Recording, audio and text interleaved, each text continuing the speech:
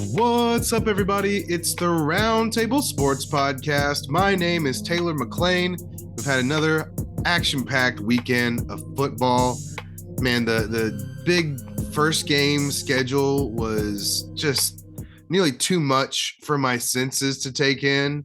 Watching football in consecutive like that with the red zone, had the Cowboys on the big TV watching that. And I've already rewatched some of the games for this week. And I tried to hit some of the ones that have some relevant topics for the first part of this week, obviously. And the first one that I went with was the Denver Broncos versus the Las Vegas Raiders. The Raiders ended up coming out on top 32-23. Of course, this pulls Vegas out of the 0-3 start that they had against a division opponent that they'll likely be fighting for a playoff spot. So big win for them on this day. It really felt like a team that was 0-3 was playing when I watched the game. They played with a sense of urgency, and it felt like they trimmed off all of the fat of what they were trying to do on offense. It's no surprise to me in that way that they rushed the ball 38 times and threw the ball 34 times. It seems like they took a long, hard look in the mirror and went with what they thought gave them the best chance to win right then. They weren't playing any games as far as, setting up anybody. Like, they didn't overwork in Zamir White, for instance. They gave Josh Jacobs the bulk of the carries for sure. He ended up playing 89% of the snaps, and he looked good doing it. I still don't know if he's one of my top favorite running backs or anything, but it's kind of semantics for one thing. And for another, just because he's not the top of the food chain doesn't mean that he can't excel. And given a good workload, if he can end up holding up, taking on this amount of touches, then he should be good to go for fantasy and for everything else, because they really didn't work in Brandon Bolden and Zamir White like they had before. Zamir got a big carry when they put Josh Jacobs in at the fullback, and Zamir went out on a toss and got a big first down for him in this game. So there was some of that involved, but it really was Josh Jacobs pretty much exclusively. And like I said, he excelled. He had a long run. He had a couple of nice touchdowns, but one in particular, he gets a nice block that the left tackle totally caves in one side of the line, and then he has to put his head down and beat that one more defender, and he gets it done. My big concern for Josh Jacobs overall was that he wasn't going to get this type of workload. So this is one of the things I got absolutely wrong, if this is the way that things are going to be. So this is something to monitor in a big way for fantasy purposes, but also I think it's good for Vegas to have that worked around, because they were able to be more balanced and they didn't have to put Derek Carr in as many situations to make reads and to have to put the whole team on his shoulders. Granted, they were playing with a lead for most of this game, so there is a certain amount of calmness that comes over you and a team and your playing calling when that's the case. But Derek also did a good job of working it to where he needed to work it, and he made some good throws, a couple of close throws. Mac Hollins nearly had a touchdown, so there was some good throws there, but he went back to heavily targeting Davante Adams. It wasn't always perfect, and the Broncos did a really good job of defending a lot of those targets and limiting the ones that he did get. With Patrick Surtain specifically, Patrick is a fun player, and while he was drafted before Micah Parsons, he seems to hold up in the same way that Micah does, that he could be a dynamic defensive player for his team. Verdict's still out on J.C. Horn, who went before both of them, but I think Surtain really fits what they're trying to do, and he was doing a good job of defending Davante. It's not easy to defend Davante Adams because he is extremely proficient in his routes. He's extremely physical, and not only can he high point the ball with efficiency, but just every other little thing, every little detail of what it means to be a number one receiver and to play wide receiver in the NFL. That's what Davante Adams does.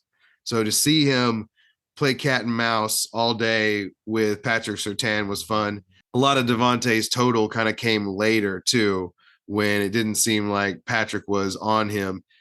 It wasn't an exclusive thing where he followed him around. It felt like he was involved in a ton of plays while he was out there. So it was a really fun part of this game to watch, was that matchup when you have a young guy that could be a potential defensive superstar. Because I mean, he was playing like that. It wasn't all perfect. He got beat on some of the things, but he played him pretty even too, especially in the first half, especially when the Broncos were holding court for a little bit. That was especially prevalent. But still, Javante proved he should be the focus of the offense, along with mixing that in with Jacobs. Waller got under targeted, especially with Renfro out. He should have had some bigger throws and made a huge block in the game too. So I wouldn't be too worried about Waller, although I don't think that his ultimate upside of being Rob Gronkowski is going to be there. The pendulum swings back and forth with a team that has to utilize one wide receiver over another. They could just as well decide to double team Davante Adams next week, and the pendulum swings back towards the other players. But in this game, they didn't do that. They felt confident enough with their cornerbacks to be able to give him some single looks, and he took advantage sometimes, and other times he couldn't. And for the Raiders, I mean, I don't know that I think that they are a absolute Super Bowl contender, but this was a big time bounce back, and they played with a lot of force on offense and on defense. And the defensive side that gave the Broncos fit was mainly through Max Crosby and the rush. Max plays with a relentless motor and was taking advantage of the right side of the Denver line with some frequency, not only getting the sacks, but also getting a holding call, tackle, a couple of tackles for loss. I mean, he was all over the field for them. And, you know, I have a lot of beefs with the Gruden era, but drafting him has never been one of them. He's been a star for some time. So if that's something you've missed out on because you don't pay attention to Las Vegas, pay attention to Max Crosby. He is someone entertaining to watch. And I know I'm going to make a video about his sacks and his game for sure when the coaching film comes out. Derek Carr fought hard in this game too, by the way. I don't mean to diminish his accomplishments when I say that he only, threw the ball 34 times. I still don't know that he's 100% who I would want as my quarterback with the game on the line with 2 minutes left. I think he can work in this offense, and I think they have a higher ceiling than what they provided today. Maybe not Jacobs. This is the pinnacle of his ceiling, but I think there's more to be had here. And there was some close calls today, like I said. So Derek is one thing. I just don't know if I don't think I consider him elite. I consider him like the top of the tier, that you don't need him to uplift the team. You need a team around him, and they are going to pay him a lot of money going forward to be their guy. So there's a lot of implications here. And Josh Jacobs is on the last year of his contract. So a lot of implications for this team going forward. And this was an interesting statement game for them to have their backs to the wall. We'll see if they can maintain that, though, because they played with a lot of urgency today to get a close win over the Broncos. So I would have my eye very much on the next game with the Chiefs. Not that I wouldn't be. I have my eye deeply on that game anyway, but still, it'll be interesting to see how they come out against the Chiefs. On the Broncos side, there was a really bad injury that colored this game for me in a negative light, no doubt, when Javante Williams, who had looked explosive, and they had been trusting him more and more to be their lead back going into this. They've come out and said that he did tear his ACL and his LCL. So never good when two of the ligaments are involved. It didn't look like it was like one of those crazy bad, gross injuries from what I remember. They didn't do a lot of showing it on the replay, but you could tell that he knew something was very wrong within his knee, and that the way he was moving around on it was bad. And yeah, they've come out and said definitely surgery, definitely out for the year type thing. So that's a big time bummer. Javante was one of the fun things about the Broncos and the league, was watching how hard that he would fight against tackles, and how it kind of felt like he was developing into one of the guys. even though he hadn't really gone off yet to this point. And there's a big reason for that. And the Vegas with them pushing and really beating them up in the trenches kind of showed that the Broncos are kind of a finesse team at this point. They don't really have the offensive line, I don't think, to push people around a whole lot, because if they can't spring Javante, then they have bigger problems than what they've got going there. And a rushing total of 85 yards is really held up by Russ when he had a couple of nice runs. So definitely got out physical today, especially like I said, Max Crosby was all over him, but it was a full effort, and there just wasn't a whole lot of room for Russ and the Broncos to operate. So bummer for Javante and for us as a football family here, because I just enjoy watching good football no matter who the team is. The other problem was that Melvin Gordon fumbled twice as well. So there's not a lot of clarity with that on who will take over now that Javante is out for the year. I got to think that we're probably going to see Melvin and Mike Boone making a resurrection and not looking too bad. He got the bulk of the work once Javante went out. Melvin was kind of in the doghouse at that point, and not kind of, he really was in the doghouse, no doubt. Not literally, but he was not in there much after that, and rightfully so.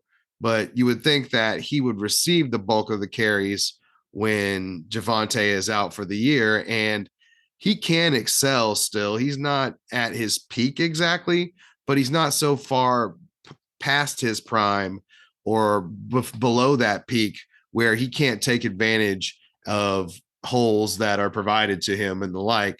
Just a question of, can the Broncos provide those holes, and will they trust Melvin again after this? We may need a week of clarity before you're starting him in your fantasy leagues, because they might go with Mike Boone. And I think if he's out there for you, which he definitely should be, then maybe you look at Mike Boone knowing that it could bust, because they could go right to Melvin, because Melvin, I think, still is a superior talent, and Mike Boone isn't as good in the passing part of it. He really did kind of blow the game, even though the game was pretty much over anyway, with a really bad route and then a dropped ball at the very end of the game to end the game on 4th down. So I got to think that Melvin's going to work his way back into the graces here. But Melvin having 4 fumbles, 2 of them lost, but still 4 fumbles overall. Not great for his standing, but Broncos may have no other choice too. So like I said, we may need another week to suss that out, but I don't know. I didn't think that Mike Boone was so good that it merited him getting all the touches either, but you might take a chance on that just in case Melvin Super is in the doghouse. And now at the very worst, he's the direct handcuff to Melvin. They've definitely shown us that. And I think he deserves it. As far as what I saw, he looked bursty. It wasn't Javante bursty, no doubt, but he didn't look like he had nothing either. He didn't look like a plotter while he was back there, and he's healthy. And so we go from there. On the Russell side, it didn't feel like he played that super bad. I know he didn't win the game, but felt like there was some drops and he was just getting rushed. It really did feel like the line was not able to hold up. 3 sacks. It was mostly Max Crosby, but still they were getting after Russell, and he was having to move around a lot in a way that you'd hope he was able to set more. He needs to be able to cook, and they need to be able to rely on that too. But I don't know. I just have a hard time putting this all on Russ. I think the Broncos systemically have bigger problems with the scheme and with the line overall. Maybe I'm being a Russ apologist. He's not meeting my expectations either. With Jerry Jeudy and with Courtland Sutton in tow, I was thinking he was going to have a lot easier time making this offense go, and they were going to be able to run things through him a little neater, but that just hasn't been the case to this point. But I need to see more too. I have a lot of respect for Jerry Jeudy. He made a bunch of good catches, and I like Courtland Sutton a lot too. He looks fluid out there and is capable of making big catches. With that type of tandem, you're supposed to be able to make this thing work. So, like I said, he's not meeting my expectations either. And now they're coming into a short week against the Colts, another team with its back up against the wall. They lost Shaq Leonard in their game, so they may be in worse shape than they have been too. So it's a big prove it game coming up for both those teams. The next game that I watched was the Pittsburgh Steelers versus the New York Jets. And I know that doesn't sound like a glamour game to you, likely, but this is a gold mine for me as far as what I like to watch. And the reason for that is that we got Zach Wilson back and we finally had the demise of Mitchell Trubisky. Let's go with the winner side first. I was excited to have Zach Wilson back in the fold. Don't get me wrong, Joe Flacco played way above my expectations, which were absolutely at zero for statuesque Joe Flacco. But we know who he is. And while I like watching the Jets grow and like watching Garrett Wilson, Corey Davis, and Elijah Moore out there working along with Tyler Conklin, I like that skill core. So I'm interested on that side. Even you add in the Breece Hall and Michael Carter dynamic, and that intrigues me even more. So I like the weapons. And now when you get Zach Wilson in there, add on the intrigue of, okay, now we need to see what the number 2 overall pick looks like in his second year with more competency around him in his skill position players and hopefully better line play. We haven't necessarily got the better line play part of it at this point. So that's still something to work on for the Jets GM and the like, because they were running into brick walls all day except for on that last drive. So you need to see what Zach Wilson can do with this. And we need to see flashes from him of what his ultimate upside could be when things go right and when he's seeing things correctly, because they're just like any rookie or second, even third year player, there's going to be times where they don't see it right. And that happened to Zach today too. That happens to every quarterback. I mean, even the best ones in their rookie years, especially, but in their second year, there's going to be times where they flounder. And there was a couple of throws that he needs to throw with a little bit more anticipation and a little bit more touch. Like he threw it way in front of the running back a couple of times, which was a little concerning. And the pocket presence, as far as him feeling guys around him, still needs a little work. That's something that is developed over time as well. And typically guys don't just come in with the ability to dip, duck, and dodge around guys when it's tight spaces in the pocket. And ultimately, Zach's upside and Zach's ultimate upside will be determined by how good can he be from within the pocket on top of how good he is outside of the pocket. So whether that's mobility within the pocket to be able to outmaneuver these guys to create more time, or whether that's just his ability to get back there and throw when he does actually get a pocket, and how much of an accuracy-based pocket passer can he be during those times, because we all know that the game at a certain point when it gets close at the end does get reduced down to what you can do in passing situations. So ultimately, that'll be how Zach taps into his upside, because I really like what I see from him on the edges at this point and from a physicality standpoint. What you want to see from your rookie quarterback, from your second year quarterback and as a rookie, is you want to see some zip on his fastball, and can he throw it to all parts of the field with ease? And while I don't think that it's a top 5 arm, like I don't think that he has prodigious Josh Allen, Justin Herbert strength when he throws it, I do think that he has plenty of zip and has a plus arm overall. So he's going to be able to hit the deep outs. He's going to be able to put some zip on it when he needs to. And he's also able to do that really easily on the run as well, which is super helpful. And is something that all the good quarterbacks have at this time, is they're able to throw it on the run while they're creating time to get big plays down the field. Check for Zach Wilson on that as well. I still think the game is a little sped up for him. It's slowed down a little bit. You could tell he was more comfortable today than he had been last year. but I still think that he's doing some of those things that Josh used to do, where he wants to win so bad or he's so excited that he'll overthrow or that he'll push it too far as a gambling quarterback, because he is a gambler. I like that a lot. And you need to be a little bit of a gambler as a quarterback, but there's some Jameis moments from Zach too, where he steps a little bit too far outside of himself at moments and goes for it too much. And it can cost you, or it can be a 70-yard touchdown. It just, the margins in the NFL are super thin.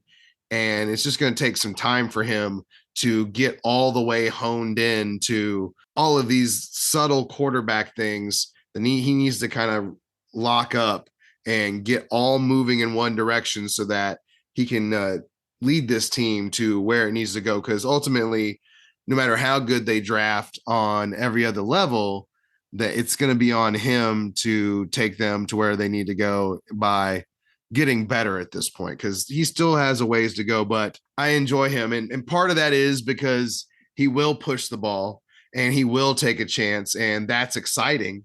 That is a big part of it for sure.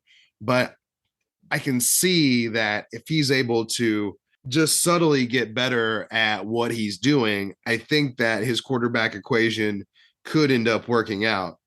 One of the picks was an overthrow. One of them bounced off a receiver's hand. And by no means was it efficient all day. There was definitely some times he was having to run for cover, but he made some great escapes from guys that were a little above average, which most of the guys can't make at this point, that are a little bit more stationary. And he was able to get the ball away, even though it was a little reckless. But that's part of being a gambler, is sometimes you're willing to throw it down the field into double coverage, and sometimes it works and sometimes it doesn't. You have to find the line that makes sense. And that's something that's going to come with time and maturity as well. So I'm not particularly worried about him. So while I have my concerns, just like any young quarterback, that they still have steps to take, it does look like he's got something. I do see flashes of what he could be ultimately if he takes those further steps and is able to nail down his footwork in the pocket, increase his pocket presence. I mean, like I said, being able to feel those guys is kind of a developed skill. But I don't think he's so far underdeveloped. He's raw still, he's still second year. He's still a little raw, but I see progression in a young season. And I still see the things I would want to see to give him more leash to try and figure it out, because the running works. He's a plus runner. He's got a plus arm. They may not be double pluses. Like, he's not the same type of runner that Justin Fields is. No. But can he get away from people at a higher rate than Mitchell Trubisky? Absolutely. And it's funny that Mitchell Trubisky is not that far away athleticism wise, but he absolutely doesn't have it from a quarterback standpoint. And I can tell that Zach understands a lot more than Mitchell ever thought about understanding from a quarterback perspective. And then he's just got a little bit more pop in his leg, way more pop in his arm. And then he's actually got some know-how and ability to go for it. So give me that all day versus what else they're working with there. Also, things to note about the Jets: Breece Hall got mixed in a lot more and was a lot more involved, especially down the stretch. So that Michael Carter got outshined on this day, and I kind of wondered where he was at times. So definitely there seemed like there was a little bit of a changing of the guard. And I do think I like Breece Hall's explosion and whatnot better than Michael Carter overall, but they're still going to mix Michael Carter in too. It just looks like I think Breece is kind of taken over at this time. So that's definitely something to note. And then I do like the weapons. Garrett Wilson, he wasn't quite as involved as he was with Flacco, but it was just the way the cookie crumbled on this day. Elijah was open across the middle. There's a lot of across the open in the middle type stuff that they were able to take advantage of. And then they were able to hit Corey Davis on a nice pass. And then Breece and Michael got him down there with runs. And Zach definitely led that last drive too. Don't get it twisted. had a couple of nice plays and on top of the nice runs that they had, and they got down there and they won that game, fair and square, if you will. So good win for them. Good to have Zach back. That piques my interest as far as watching them. And they've got a lot of interesting pieces as far as the skill position players, which is impressive given before last season, even how few they had.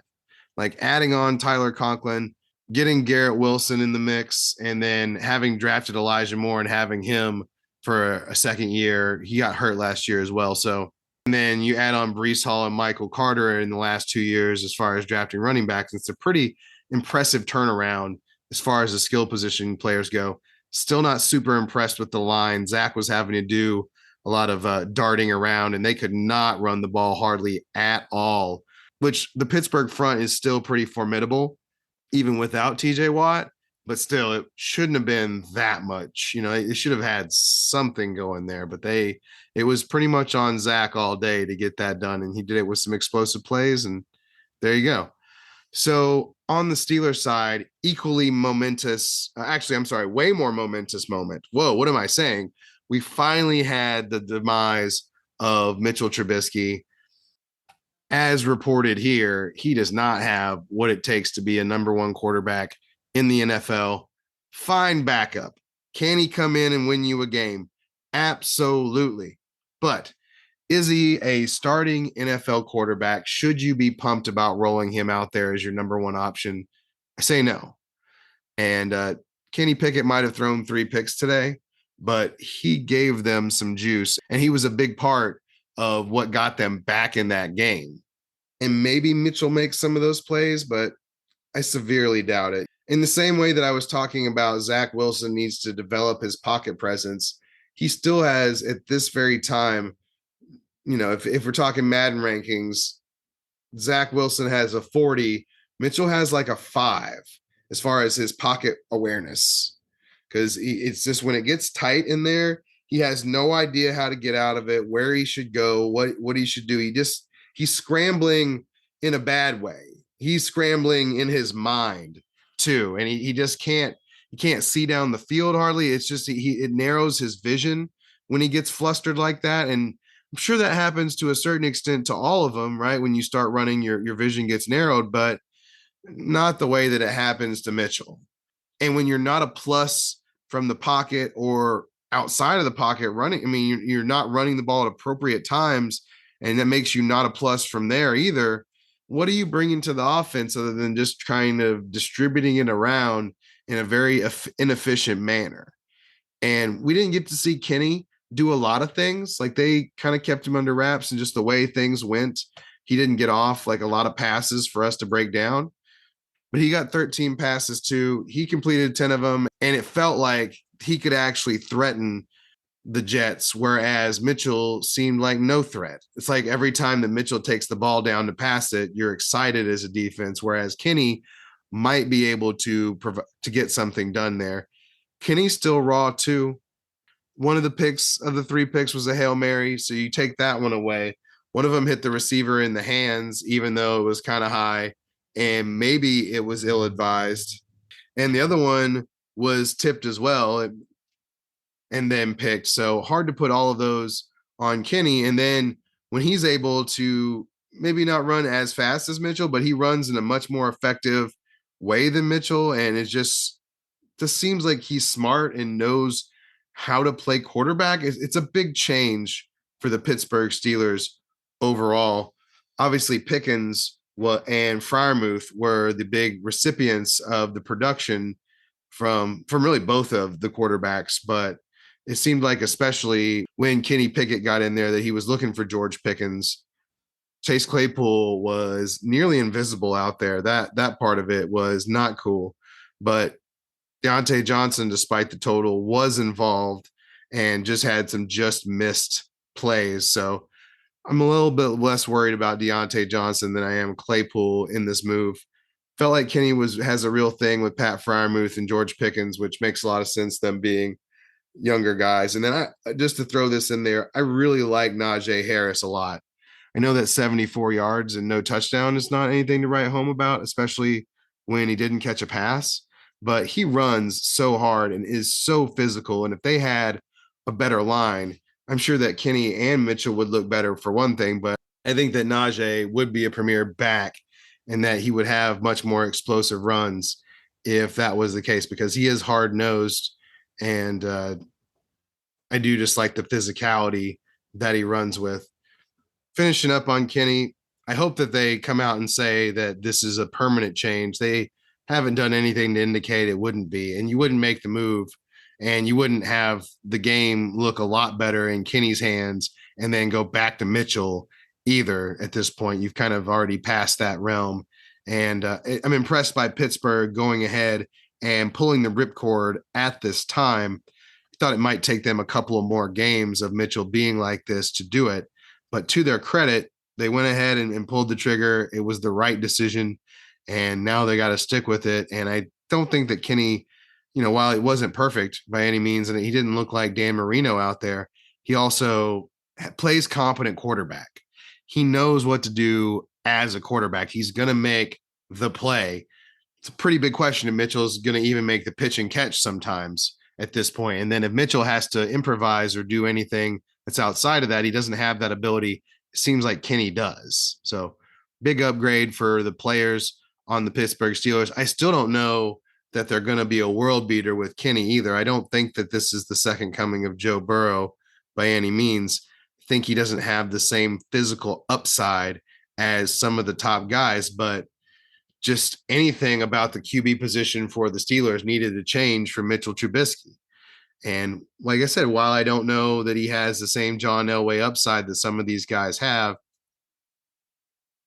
he doesn't have the same floor that Mitchell has on a given day. And that's got to be something for Pittsburgh. And you drafted him, you got to see what you've got.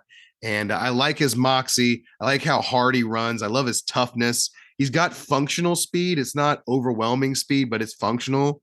And he can get away from he can take advantage of green grass. I don't think he's outrunning anybody, but he can take advantage of green grass. And then, like I said, just playing functional quarterback for a team that has so many skill position guys around him, I think that can be something more than what they've been getting at this point. Be super duper interested, and I'll be watching their game versus the Buffalo Bills very closely. The Bills have been very tough on quarterbacks as far as their rush and everything to this point. Tua got him, yeah, and Lamar is going to get you for some things, but this is a different animal, and they're really set up to rush the passer and to dominate the Pittsburgh Steelers front. So big test for them at Buffalo. I haven't watched Josh to this point yet, but I absolutely will. I'm saving that one because I'm going to do a bigger video on that. Hopefully I can be able to put out like a coach's film video with that one. So we're kind of saving that a little bit, but this one was a favorite. And I know it's kind of weird that it's a favorite for me, but what can I say? I like new quarterback stuff so I can kind of get a feel for where that team's going. And I've been calling it for weeks. I called for it in week 2. I knew that this would happen eventually, that we'd be calling for Kenny Pickett. So, I mean, I called this from Steph range that unless this guy picked up, 3 years of Josh development in 1 year being a backup, that this is where we're going to be. So here we are. Victory lap taken. I'm over it. The next game I watched was the Green Bay Packers take on the New England Patriots. Another new quarterback situation since we had Brian Hoyer go out. Still don't know what the time frame exactly is on Matt Donald-Jones, but they made it feel like he was somewhat close to playing in this game. So maybe this is a one-game quarterback situation for Zappe, but I had to watch and I had to see. Plus, I'm interested in Green Bay. They feel like a high variance team for me when it comes to their up and down play. And when you're so dependent on a running game, there may be a team that can take that away from you eventually. And then what do you have? Can you rely on the precision passing game? And what else do you have? What other pitches do you have? Those are all big concerns when you are reliant on the run the way the Packers have been in their wins so far. But at the same time, they are running the ball really strongly too. It's not take away from that they're running the ball strong, so that's a problem. No, they're running the ball strong, and that's great. It does worry me overall as far as when it comes playoff time. Sometimes there's a team that you run into that can take that away from you. The good thing is you're sporting Aaron Rodgers, so if anybody can take advantage of the lanes that a team that is running like this can create with their play action plays and just teams being ready to load up on the run, and then you're throwing the ball, that can help your quarterback immensely. And Arod is in a big time position, knowing exactly what he knows now and still holding on to his physical skills to take advantage of that. The big thing for them is how much are their weapons going to evolve over time, because this game probably shouldn't have been this close. Like the defense, okay, it allowed 24 points to a team that was led by Zappe, right? But it's still not a ton of points in the NFL. They were doing a good job and Green Bay could have scored well more points is my point. If their receivers were more reliable, they make big plays. Dubs is explosive, and so is Watson. They're both very, very explosive. It's just they're a little unreliable at the point of catch. Like they had a touchdown there that would have ended this game much, much sooner, but he wasn't able to hold on to it. Would have been a tough catch. I'm not saying I would have made the catch or something, but I wouldn't have even been halfway down the field when he was. But still, you got to make tough plays in the NFL. And when it hits your hands, you're supposed to hang on to it. And Watson and Dubs definitely have some of that to their game, where they're not as sure-handed and they're just not as experienced overall with their body control to put themselves in those positions. Ultimately, for the Packers, that's the big question, though, right? What can those receivers bring on top of Aaron Jones and AJ Dillon running people over? And not even just them. I mean, there was a lot of yards before they were being hit for them to have in this game. The Packers were getting a lot of push, and I like the Packers' ability to run the ball on top of having Aaron Rodgers. That's always a situation for success. It's just they're a little inconsistent overall because they're getting some inconsistencies with the guys that Aaron Rodgers are throwing it to. You see him trying to go to Tanyan and Randall Cobb whenever he can in those moments as well, but they need Dubs and they need Christian Watson out there doing their thing because they both are really explosive. Christian Watson is really fast. So is Dubs, and Dubs seems to have some extraordinary ball skills too. It's just they're both inconsistent. It's just inconsistencies that they're not catching the ball all the time in the most clutch settings, and they're going to need that. Good news is they've got a whole season to develop that and to develop their chemistry. And with the running game in tow, that should ease the pressure on how much they have to rely on those guys, but they're going to need to do that. You have to have that counter punch so that when Aaron Donald, for some reason, is tearing you up, you can't run on Aaron Donald and Bobby Wagner. You've got to be able to rely on the passing game. What are they going to be able to do with that? Are they going to be able to be successful with that? That's the big question, because the other part is not in question. I love the way that Aaron Jones and AJ Dillon is running the ball. AJ, while still the beta in this relationship, is such a load to bring down and gives them such a counterpunch to what the explosiveness that Aaron brings too. And I'm interested to see what they can do against the two New York teams. And I bet they get kind of fat on their next 3 games with the Giants, Jets, and Commanders. Little New York homestand, if you will. So now, while I was interested in the Green Bay part of it, no doubt, and I wanted to see how the Packers looked running the ball, and it was pretty impressive because the Patriots aren't a punk on defense by any means. They had a good draft. Their cornerback, 31, was all over the place. Jones, he was a 4th rounder, and then the Zappe guy was a 4th rounder as well. It's the first guy I've seen this season that the pads look too big on him.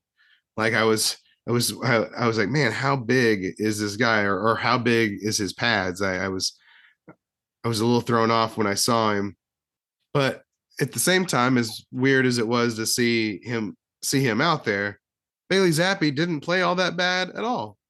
They definitely stuck to the running game, no doubt, and they tried to take it out of his hands as much as they could, But when they had to lean on him too, I mean, for a third string guy that they drafted so late, I'm not sure what you could possibly expect from him. And he beat those expectations by all means. And you know what's valuable in the NFL? Cheap backups, too, that can actually go out there and play some competent quarterback.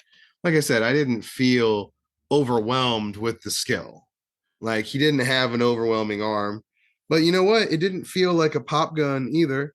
And it felt like for a guy that didn't have a great feel for the entire offense, that he was making open plays and he was making plays. I'm not saying let's nominate him for Sixth Man of the Year award or anything, but and the Patriots are very good at managing a quarterback, or they have been in years past, but it felt like the moment wasn't all the way too big for him and that he was going to be a complete disaster. Now, what he looks like next week if he has to go out there, I don't know. And I don't think that I'm running out to my waiver wire to pick him up even in a salary cap league where I'm sure he's paid like 300,000. Those guys are extremely valuable especially when you've had a quarterback get hit in a salary cap dynasty league and you're playing two quarterbacks. Yeah, guys like that can be insanely useful. So maybe he's useful there. But I also think if the Patriots are able to establish the run the way they did today, that they can still be functional without Mac Jones. I hope that he comes back. I want Mac to work out. Thought he developed some nice rapport on the edges with Devontae Parker in his last game. And I was hoping they'd be able to build on that a little bit, work in Hunter Henry. Nelson Aguilar seems to have turned himself on a little bit and has made some plays. So I don't know. I think the Patriots are better than 1-3, and I don't think that Zappe is going to get them a lot of places if Mac isn't able to come back pretty shortly. Maybe they can take the Lions and the Browns, but both those teams have been pretty frisky for teams that have had their own quarterback problems. And then it's the Bears and Jets. I mean, it's pretty much the easiest part of their schedule right here. So if there's ever a time for him to be out, I guess it's now, but still, I want Mac back. I enjoy evaluating him in the same way I enjoyed getting Wilson, and I wasn't swept up by him or by Cooper Rush either. And I'll address this shortly since I haven't watched all of the Cowboys game. I saw it live and whatnot. I love the way that Cooper Rush has been playing for a backup quarterback, and I could have never dreamed that his stint as a quarterback would have gone this well. But anybody who says that he should be the quarterback for Dak Prescott is absolutely insane. And I'm super happy that the Cowboys have figured out some things on offense and have found some of their identity, and they've gotten their offensive line right. Tyler Smith has been better than I could have ever expected. And then Jason Peters and his completely fat gut is out there, which I love watching. And he's better than anybody we had at left guard. So getting all that figured out, hopefully Zach Martin is still okay. They haven't said anything to my knowledge on that. It didn't seem like there was anything that came of that, but get real with this Cooper Rush stuff. And thank goodness he played so well as a backup when I didn't even feel like we had a backup. When we left him out there for anybody to snatch him up, anybody could have had him. This is way more feels like a Cowboys thing, figuring out the offense, figuring out the offensive line in the running game and the like, even though didn't run the ball especially well today. And Cooper Kupp made a bunch of big plays to make that happen. No doubt about that. But Cooper Kupp, Cooper Rush, whatever. I just had to shortly say before I go on, and I will go over the Cowboys game for sure. Just get out of here. Get out of here with that. That's Cowboys haterism masquerading as being behind Cooper Rush. Be very excited he played as well as he did. I'm super proud of him for that. And it beat my expectations by the wildest dreams. Like I could have never imagined that it would have gone this well and that he would have been able to make as many plays as he did. But he's been standing behind some really clean pockets too. And we've really protected him in a big way. And Dak's going to thrive if that's the case, where he's going to eat things up. We got Gallup back. So I'm excited to see what they can bring, but I don't know. I haven't watched that whole game. I watched it, while it was happening, but I like to rewatch it before I go too deep into it. But just had to get that out there. Also, Zeke, just real quick, looks like he has some bursts as well. So suck it, haters. I'm not saying he'll hold it the whole year or anything, but yeah, he's overpaid. Fine. But he has something as a running back, and it's been good to see him with burst and getting the bulk of the load. Pollard didn't really get a good chance to get going, even though they got him some touches. So be thankful we have both of them. It's a great situation to have both of them. We'll see what they can do against the Rams. The Rams are a much bigger test than the Giants and the Commanders, no doubt. But get Dak back, see what happens. Hopefully it's not too soon. And I'll be watching. I know everybody else will too. Appreciate your time today. Got exciting things happening for the Roundtable Sports Podcast. Appreciate everybody supporting not only the podcast, but the videos as well. Subscribe to my YouTube. Roundtable Sports Podcast will get you there. And definitely see what I've got going on in the videos. I'll be trying to do more breakdowns and on top of the short videos I've been doing. Also have an upcoming sponsorship that we're going to unveil next week. So that's a big thing for us. I don't have the commercial yet, but we have a sponsorship lined up. So we'll be unveiling that here pretty shortly, which is an exciting thing. That means I can bring more content to y'all because I'm having to do less other work. I'm actually getting paid for the work I'm doing. I've been doing this for pro bono for a long time. So look out for next week. I'll have my sponsor. I'll have the commercial. I'll have the little commercial. Hopefully you'll listen and then make a call for your boy to support. I'm looking forward to that. If you've gotten to this point and want to support me further, I need to show these guys that I'm getting the downloads. So if you haven't done so to this point, download the podcast. Let me know that you're here and listening. If you're on YouTube, that's always big for me as well. And appreciate your time today. If you have listened, have a great rest of your day.